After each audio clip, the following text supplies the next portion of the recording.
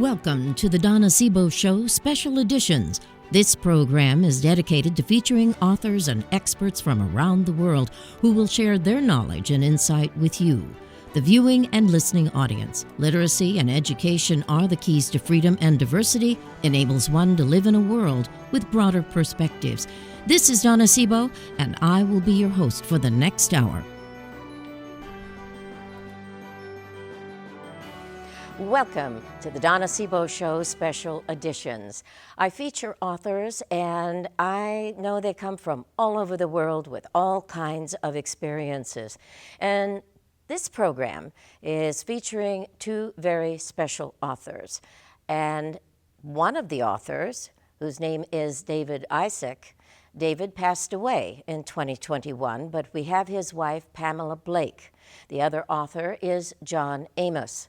Now, both of these individuals that we're going to be talking about entered the world of fiction and fantasy, even though they were very accomplished in other areas. We're going to be finding out more about them. The Donna Sebo Show is also a radio program where I feature authors and experts from around the world.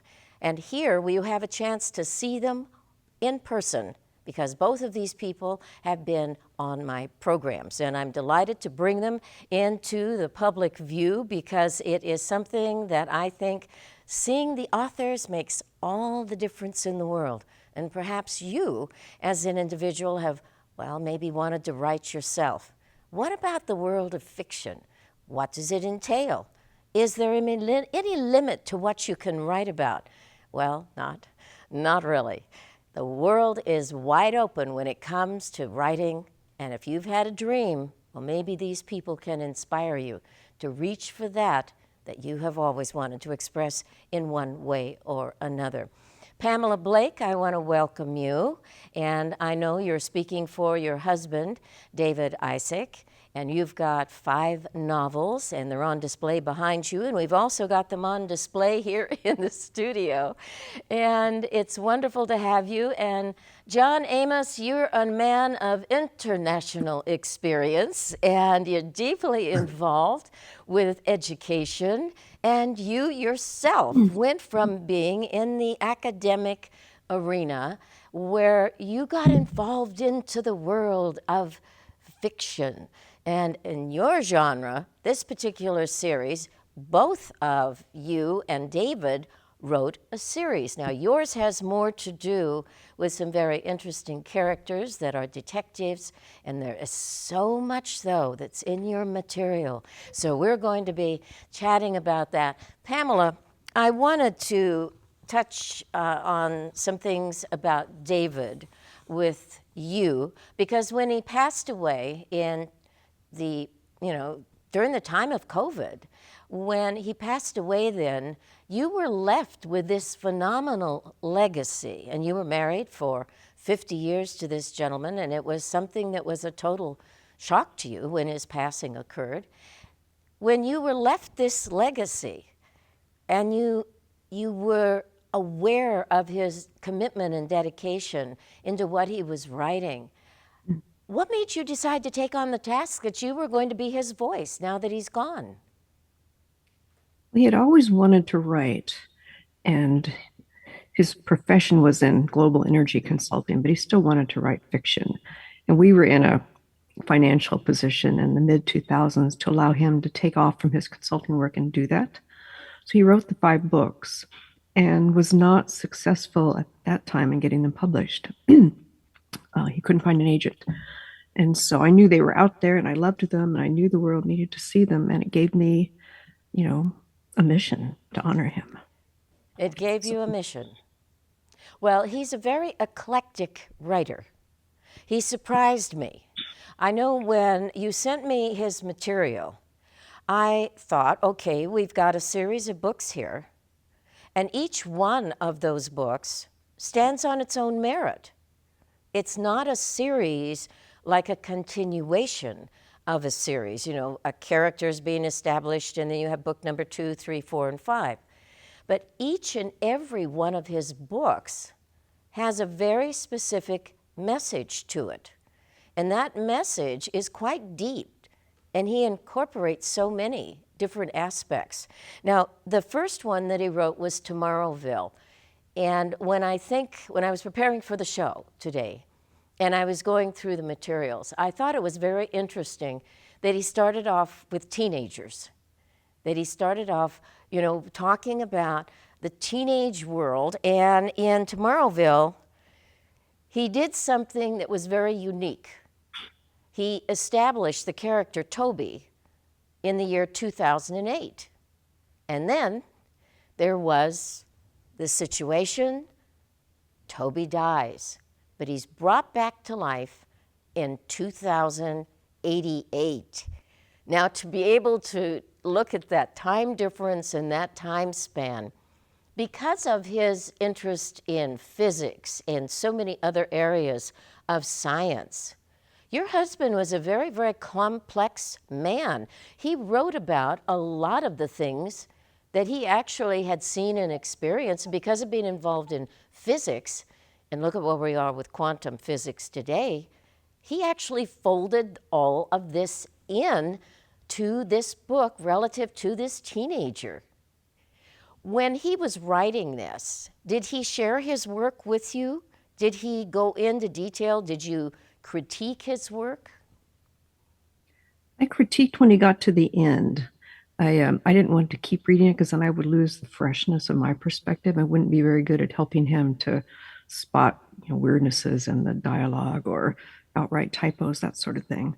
But he certainly talked about it as he was writing. In fact, the main character in Tomorrowville, Toby, we called the book Toby for the longest time. It was like Toby took over David's brain and made him write about him. We just treated it like Toby was a future person who was somehow communicating his experiences back to us today.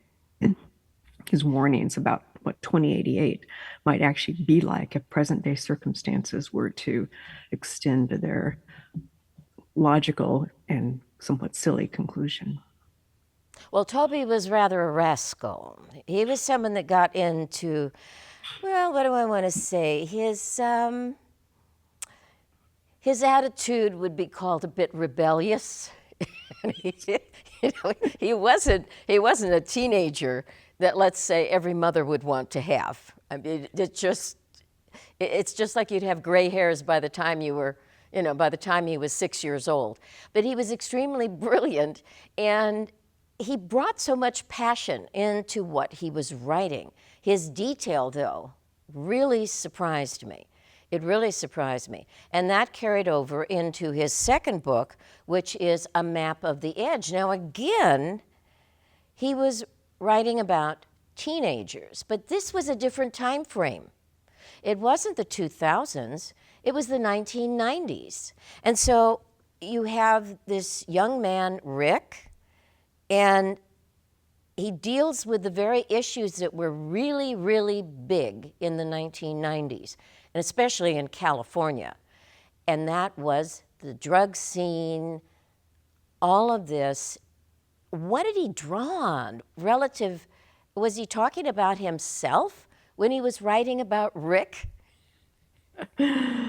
Yes, it's not autobiographical, but it certainly draws on David's lived experience as a teenager. So back in the 70s, when David was a teenager, drugs were different than they are today. And he experimented, we'll say experimented. David experimented with a variety of different entheogens in particular. And he brings that experience to A Map of the Edge and to Rick and the other characters. Because of some of David's drug experiences, he was a occasional guest of the California Department of Corrections, which he also brings into both Tomorrowville and Map of the Edge. And David pointed out that although it's called the Department of Corrections, it's not an editing service. It doesn't do copy editing. So he direct experience. Some of the actual events are from his life, but the whole thing is not autobiographical. So. No, but he captures it, and then he does another shift. I want to talk with John for a moment because, John Amos, you are a man who has done so much when it comes to traveling to the Middle East. your international writings in the subject matters of Egypt and Palestine and Israel. I mean, you've got so much of a background that deals with that. When I learned just recently, after having you as a guest on my show, because originally we were talking about the bones of the apostle, but the book prior to that is, it's just amazing. It's about the Cleopatra caper. And the Middle Eastern environment is in the news so many, many times. And I know you've got the book right there in front of you. So I want you to hold it up because I love the cover Okay. on it. I love the cover. Oh, you embarrassed me a little bit. The Cleopatra caper is actually holding up this iPad here, but I found another copy. Oh my So, goodness. can I make a comment? Um, Pamela, I guess, said that the character Toby took off, and I find that too. That my characters just take off and take over my head. That may be characteristic of every writer. Um, it's kind of fun that way. And the other comment she made was that, well, Eric's lifestyle was inaugurated. It was put into some of his books. That's true as well. My life experiences, they're edited and changed, but it's the same thing. That may be, I think, for every author. But go on, flatter me some more. Tell me I'm an international traveler. It's not true, but it's okay.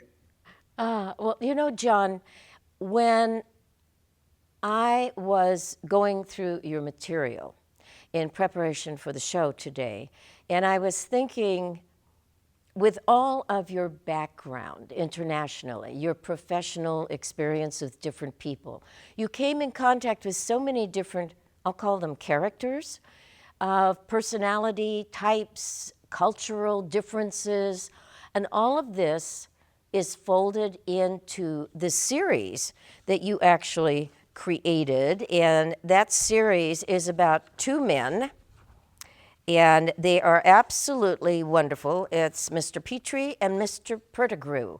And I thought, now those are very unusual names. How did you come up with those names? Well, um, Thomas Pettigrew is a historical character. All right.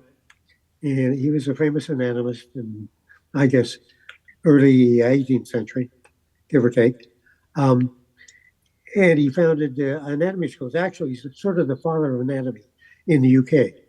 But his main claim to fame, which is what got me interested, is he used to do mummy exhibitions. He would literally do an autopsy on a mummy, which became in Victorian England, I guess, all the rage. Anybody went to one of these. So I said, well, okay, let's send his son to Oxford, and where the boy wants to become a detective, and all the students mock him and call him Mummy's Boy. Well, that was all well and good until one of my editors said, well, John, that's impossible. The man lived too long before. Your character could not have been his son, so I made the character a grandson. You can do that on the keyboard these days. But that's where Pettigrew came on. Thomas Pettigrew is actually an historical character way back when. Now, Flinders Petrie, Flinders is also a character because Sir Flinders Petrie was the man that really excavated the pyramids. And I've always liked him because he was an astonishing man that could actually do logarithms in his head. And when he would go out to a dig, he would dress in long flowing robes, sort of like a modern Moses, with this gigantic horse pistol, which he would fire in the air to encourage the laborers to dig faster. He was quite a character and an author, as well as written many archaeological treatises, and considered in a way the father of modern archaeology. So I picked those characters. probably because of the original historical ones, and just made relatives out of nothing. You Well, can do that, write I think fiction. it's wonderful when we can find out what it is that people do when they're writing, how they're inspired, where they get their characters from, the names, different things like this. Because to be a writer means that you have to sometimes let go of your prejudices and biases and let that character have a life of its own. And these two men that are detectives,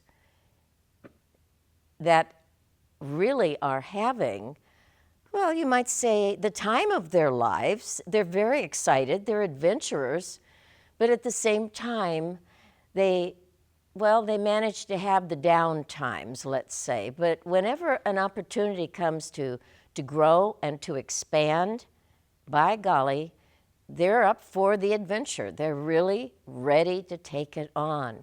Now, with the Cleopatra book, that's always something that is fascinating to people.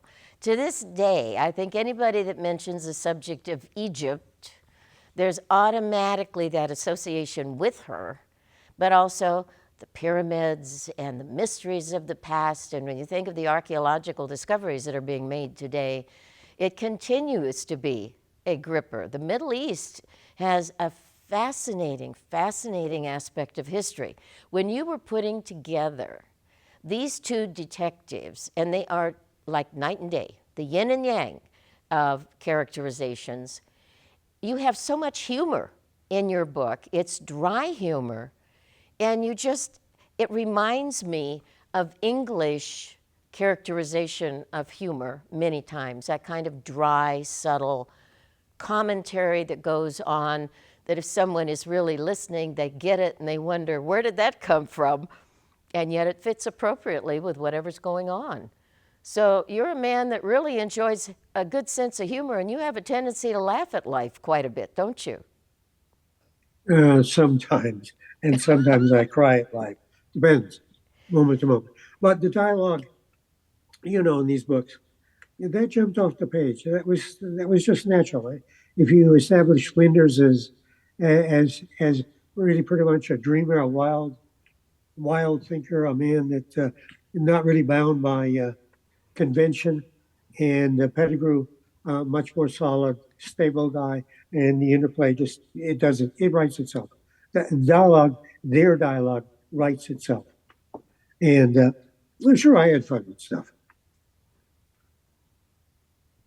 Well, I want to go back to Pamela. I want to say that I really think that when you are in the positioning of representing your husband's books, when you get to, Pamela, when you get to the books Things Unseen, Earthly Vessels, and Smite the Waters, your husband's work is really very, very unique and very, very different. It really is a surprise to the reader, I think, especially after reading the first two in the series, that there is such a jump, that there's such a shift. Yes, finding an agent, I think, is it's much easier to sell a series of books that take place in the same worldview with the same characters. David's voice comes through in all five books, especially if you know him, you can hear him in there. But yeah, I've had other people comment that they were really enjoying the science fiction dystopian world of tomorrow. Well, then they suddenly found themselves back in time as teenagers. And then jumping again to Things Unseen. The main character is a geologist traveling in the Mideast. So I need to read your books, John. There's commonality there. And then, so yeah, they do jump around a bit because he did. David was a very eclectic, broad thinker. He was a geographer by training. He had a PhD in geography, and he's the only person I know who probably knew the capitals of all the countries. Africa may be a little fuzzy sometimes, but he just had a phenomenal memory, and that experience and memory came through in his books. Pamela, when you have an interaction with people, when you're speaking with them and you're talking about what their response is and what was most meaningful to them, it must really be very curious and interesting to you at the same time to see the different perceptions, because your husband's writing had so much depth to it and has such complex plots to each of his books, and each of them stand totally by themselves. And with Earthly Vessels, when I was reading that, I was really surprised at the metaphysical aspect that he shifted into. And he went into that with a great deal of detail. And the characterizations, that is something that was a surprise.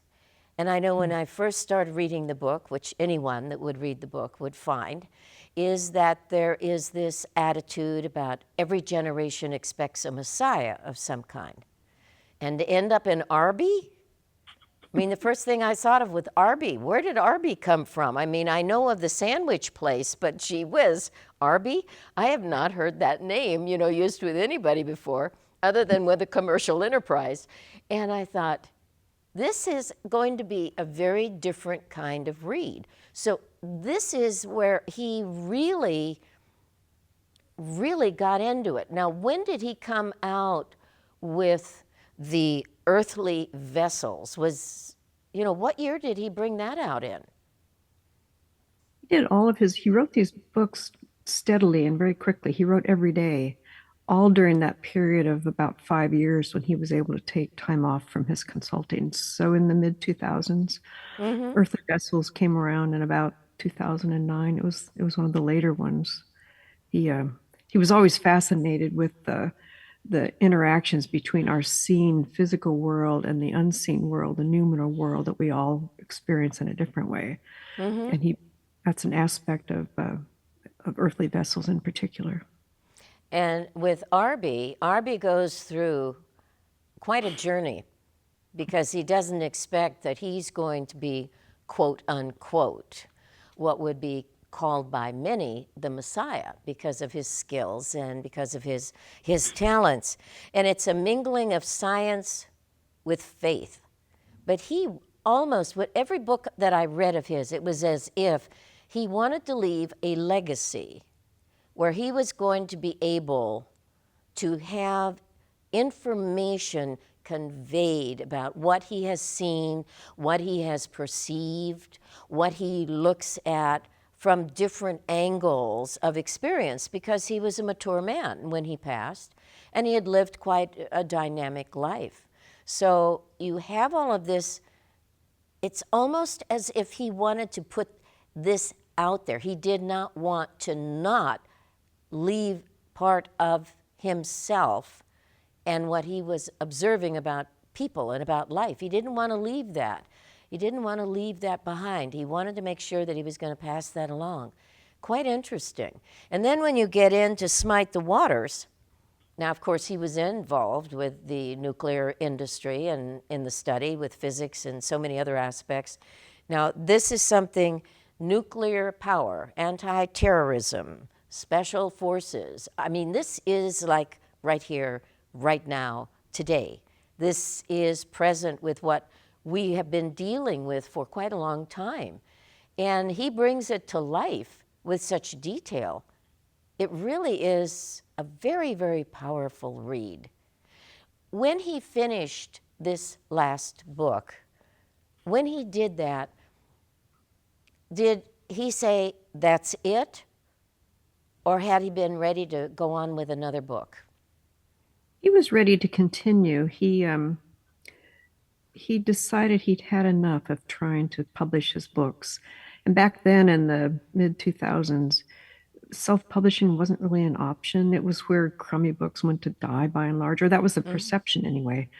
There were some good self-published books that came out during that period of time, but it wasn't until quite recently when now self-publishing is not just viable, but becoming a prominent place for people to first go for publishing their novels. So sadly, David wasn't able to experience getting all the books out there in print, but he did want to leave them as a legacy. I said it was my mission and my honor to put his books out there, but it was really a compulsion.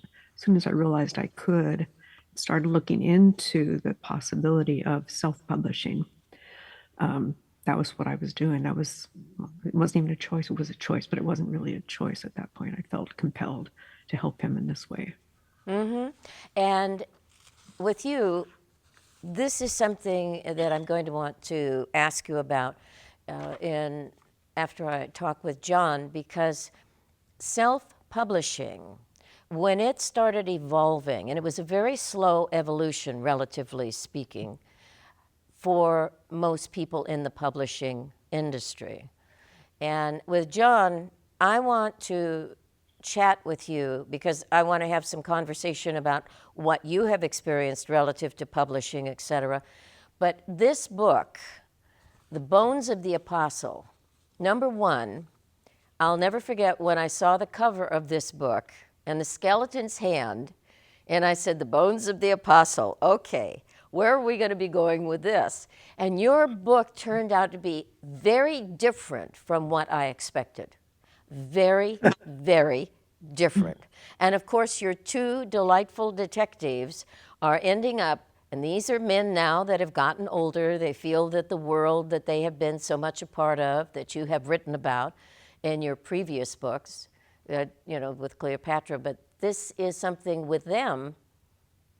They're saying, gee, life is boring. What are we going to do? Nobody wants us anymore. And yet they end up on an adventure that actually takes them back into contact with people from the past. And they really have quite a time, and they're quite challenged. So they find that they're really not out of date. They really have something very special as a team, and their life really is very interesting. But there's a lot of emotion that you put in this book, Finding the Bones of the Apostle. What spurred you to have the dynamic direction of choosing to find a relic? And who was the apostle? Okay. A couple of things. Can I say something to Pamela? I am impressed. Self-publishing has been a mystery to me. I can barely type, but actually put together a book online, way beyond my skill level. Now, as far as Bones of the Apostle, where did I get the idea? Well, in the first place, if you notice from the preface, where it says the Assyrian came down like a wolf on the fold, it's actually about Assyrians. My wife's grandmother was a full-fledged Assyrian and survived the genocide of 1915. She walked out of the desert in Syria with one boy by the hand and a little girl strapped to her back. Came over to the United States, married another Assyrian, and raised a family. And their son, was the father to my wife, who was half Assyrian. And in a sense, I said, okay, why don't we do something about that? Because it's unknown. And it is unknown. I've had a couple of people saying, I didn't know Assyrians were involved there. Yeah, they were. So I wrote that for them. And the plot is something I sort of cooked up, where the bones of St. Thomas. Thomas was the founder of the Church of the East. And he went to India and died there. And his bones came back into Turkey. And I had them stolen. And that gives me a plot to get into the background. So, that's what it was. Now, as to the cover, well, that's an editor's idea. They gave me 4 different covers, and they were all terrible, at least the way I thought, except for this one, which was the worst because it looked like Halloween. And I said, this is a Halloween book. And they said, no. We know what sells, you don't. We're going to put this on. I said, well, change it a little bit. The guy's missing a finger. Could you put the finger back? No, can't put the finger back. It's a skeleton. He lost the finger. Too bad. Take it, and that's it. So that's how the cover ended up. And I still have, when I look at it, I think, gee, that's pretty nice. Sometimes, and sometimes I think, why did I do that? But people see it. They, I guess, some of them like it. Well, it's very unique. And, when you talk about your wife and the experience she had, there's so much in history that often is just covered up. And what I have found with many of the writers of fiction, they often try to bring out that which is going to be able to present information in a way that people will think about what they're reading. Why is it that certain things go on? And I think of a friend of mine who had the opportunity to meet the fiction writer Tom Clancy, and how Tom Clancy said, if you want to speak the truth, don't write nonfiction, write fiction, because nobody can sue you if you write fiction. And I think that that is one of the reasons why writing fiction or fantasy, people often are able to convey messages that, well, if it were put in a nonfiction format, that it might create a very unpleasant situation for them. However, fiction is really magical. Now, what happens with these men as they are going through these adventures, the culture of the Middle East, because you have such a deep association with it, it just flows. The different characters, the women characters that are in your book are really quite unique and quite fascinating. So when someone is reading your material, they literally will feel like they are right there in an environment that mixes the modern along with what we would call the history of the past. And so much in the Middle East, there is that flavor. There's almost like a romanticism about it. And you bring that out in the book, those sort of romantic images that are there, but yet the harsh realities of what goes on, even in today's world. When you were writing this must have been quite a wonderful experience for you in some respects, because you could just lose yourself in aspects of history and also in these delightful detectives. And I say delightful because I love the sense of humor that you bring into them, and they're bantering back and forth. I just think it's great.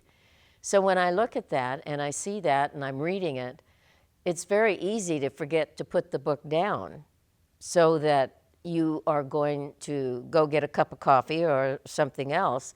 The phone rings and you want to pick it up again because you don't want to lose the flavor of what you have presented, not only about human character, but also about the realities of life. And that's something that you mention about your book. And that is, a lot of it is fiction, but the reality is very, very real that is portrayed in it. So that presents quite a challenge to the reader. It makes them think. Was that an objective of yours? Did you want people to think after they read The Apostle, the bones of the Apostle? Dealing with that era in 1915 is I've seen historical studies of what happened. They're very dry. Some of them are just horrible in their descriptions. So when I set out to write this book, I said to myself, well, we're going to look at it as, Petrie and Pettigrew look at it as outsiders. And we're going to allow the reader to experience what happened without any kind of ideological bias, polemics, arguing, lecturing, things like that. It is what it is. So it really appealed probably to their emotions, really rather than their intellect, because this is what happened. If you were there, this is what it would look like. This is what it would smell like. This is what would hit you as an observer. And I guess as listening to you, I must have succeeded. As an author never knows how somebody else will see his books. Never, never, never. Um, I've had reviewers, they all see different things. And sometimes they say, did I write that? I don't know. But the idea from fiction is to make it alive for the reader. That's really hard. That is really hard. I wrote all kinds of academic works that were all kind of bland and sort of nonsensical and boring. And this stuff is twice as hard. It's like I think I put it someplace. It's you're taking a string. When you do academic works, it's a string. It just lies there, and one end goes to the other end.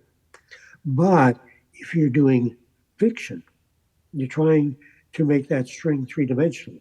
In other words, you're trying to make it a ball of yarn, and that is just so difficult to basically get out there and put yourself in and say, what would somebody else see if they saw what I think I'm writing? Mm-hmm. It makes Very, sense? very good point.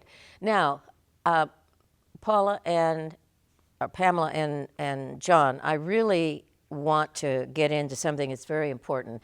Self-publishing. Oh my goodness. That is something, there's so many people that are excited about that. So many people that say, gee, I'm going to put a book out. With self-publishing, you have to have an idea, first of all, which you write about, whatever that might be, fiction or nonfiction. But once you have your manuscript done, then you've got to have editing done. If you don't, your work is going to look very sloppy. And what was the process? Quickly, if you could share that, what is the process that you went through? And John, when you did your book, have you worked both with a publisher as well as in the self-publishing genre, or have you? No, I figured self-publishing was absolutely beyond me. Um, like setting up this telecast. Yeah, I had to bring somebody in. Hey, turn it on. How do you find the Zoom press? What do you press? I just write. I don't. I'm not into technology. Well, yeah, I'm enough, so it doesn't. But no, I went to a hybrid.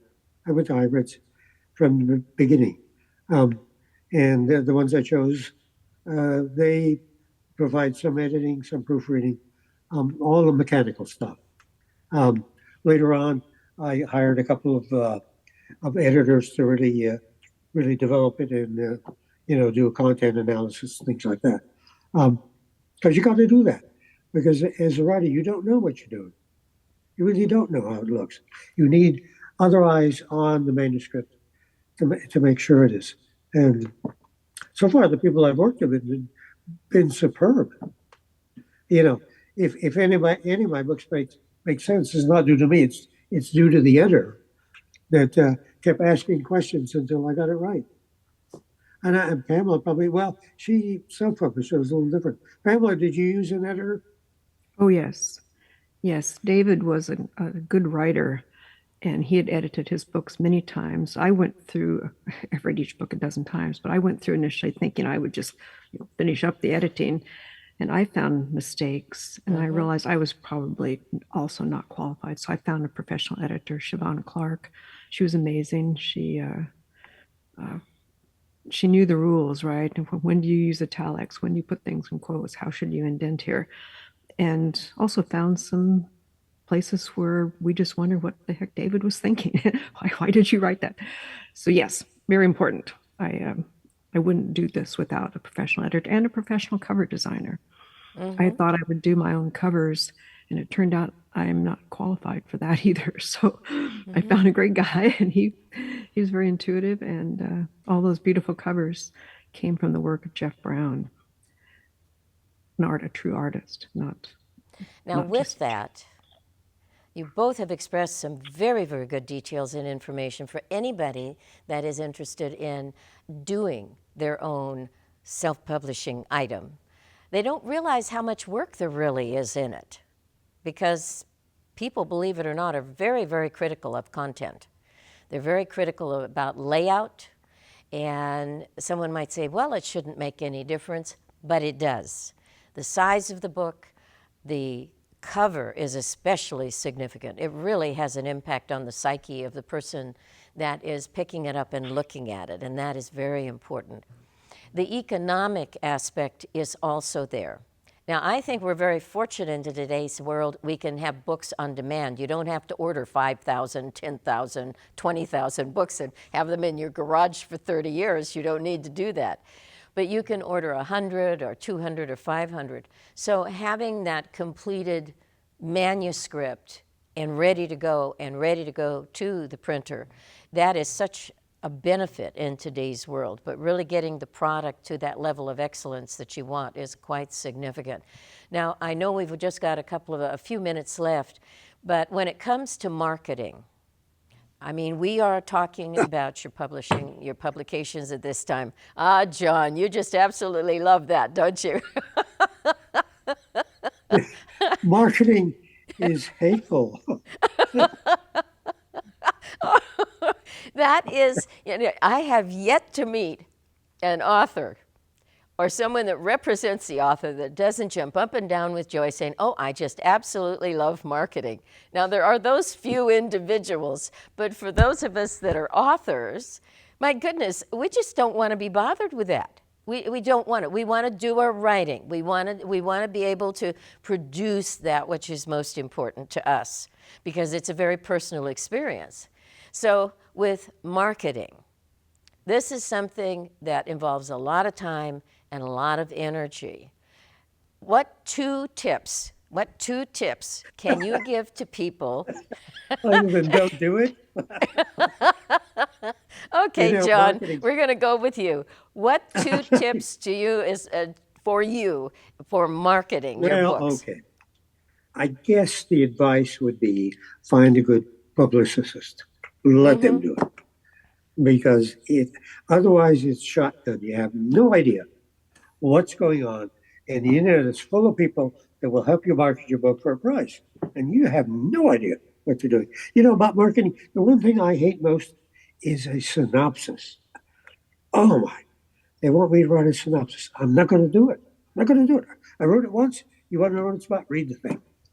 That and the query letter. Holy moly. There's a whole cottage industry about query letters. I don't know how to write a query letter. I finally found out. Somebody else did one, and they said, this is the way it's done, John. And of course, I'll just copy what they did. But find somebody else to help you out with it. That is the one area where you really do need outside help. And it's still hateful. Yeah. Pamela, with your husband's work, when it comes to the marketing, what top two tips that you would recommend? I was a little bit lucky in that when you're marketing somebody else's work, you don't have to be quite so humble and self-effacing as John is. I can sing the virtues of David's books and not feel like I'm being vain. I don't recommend that as a strategy, though. So my recommendation would be build your network, start now. As you're writing it, those are going to be the people who are going to be your best marketers. It's the people that, not just people you know, but the people they know and the people they know and the people they know. And again, secondly, I concur with John. Make sure you have the right professionals. I'm working on, since I started from scratch and I never, published or thought about publishing when I started publishing David's books, I've learned a lot. And while I still have that beginner mindset, I'm writing it down, and I'm going to put out a book later this year that basically captures my experience. My friend calls it, I'm a beggar teaching other beggars where to find bread. The world of the writer, fiction, fantasy, whatever it might be, is a very powerful one. We can look at history and see those of the past that are still honored and respected today. So the power of the written word is substantial. And John Amos and Pamela Blake, you're representing your husband, David Isaac, in his work. And I'm so grateful for your being on the program And for those of you that are watching the program, if you know of someone that has this aspiration, they've got a story to tell and they want that story to be out there. They really want people to understand something that's very significant. You know, I interview over 300 people a year, and I've been doing that for 24 years. And I can tell you there's no end to the stories. Those stories are very, very important. And when they're not written down, who's going to remember them? If nothing else, you may decide that you want to leave a legacy for your family. And I've known people that have done that. And the legacy, interestingly enough, ended up being published in a different way by even their grandchildren or nieces or nephews or sometimes even a perfect stranger. So your story that you may have to share, well, it may be one that could even be made into a movie. You never, ever know. So I'm so delighted you're with me. I'm Donna Sebo, the host of the Donna Sebo radio show, as well as this television show. And you can go and can check out the information. Our credits are listed at the end of this programming. We also will have the information, as you've been seeing on the screen, about the author John Amos and also Pamela Blake, who is representing her husband, David Isaac. Two people committed to writing down stories that are timeless in many ways. But I think something that you will enjoy. Remember, there's no such thing as not being able to share what you have to share, and there will be a place for it. God bless, be well, and I'll be talking with you again soon. Thank you for being a part of the program, by being that viewer that gives the opportunity for these authors to be able to share with you their stories. Bye for now.